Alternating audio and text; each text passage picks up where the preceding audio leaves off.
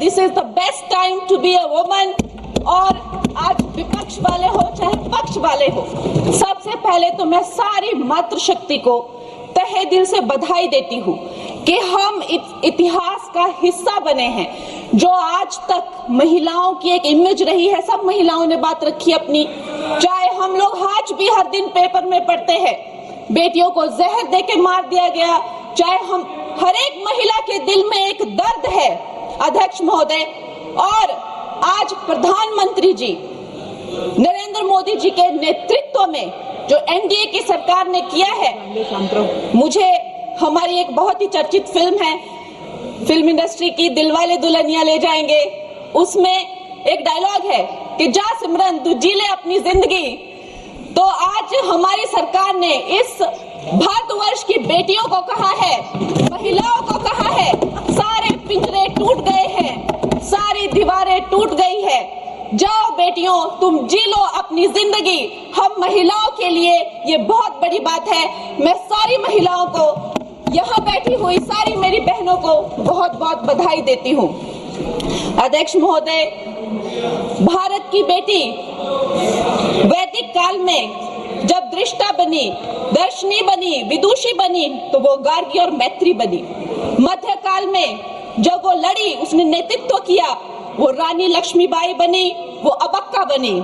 अध्यात्म में जब भारत की बेटी ने परचम उठाया, परचम पाया, तो वो मीराबाई बनी, अक्का महादेवी बनी। आज भी हमारे भारत की बेटियां जो है हर क्षेत्र में, चाहे वो डिफेंस हो, चाहे वो स्पोर्ट्स हो, फिल्म इंडस्ट्री हो, चाहे वो मंगल मिशन हो, कोई भी ऐसा क्षेत्र नहीं है जिसमें वो भारत का नाम ऊंचा नहीं कर रही हो।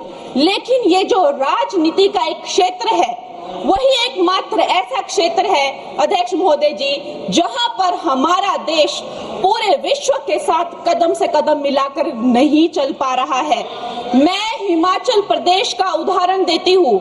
हमारे पास 68 एमएलए हैं, लेकिन सिर्फ एक महिला एमएलए है, सिर्फ एक। लेकिन बाकी देश भी इसी तरह की जो है, चाहे 8%, 9% का वेमेन इंक्लूजन, अरे मेरे को प्लीज वुमेन्स बिल पे बोलने दीजिए ना। तो अभी पूरे देश की जो असेंबली का है यही रेट चल रहा है। और ये जो दर है, इसकी जो औसताना दर है वो 9% to 8% है।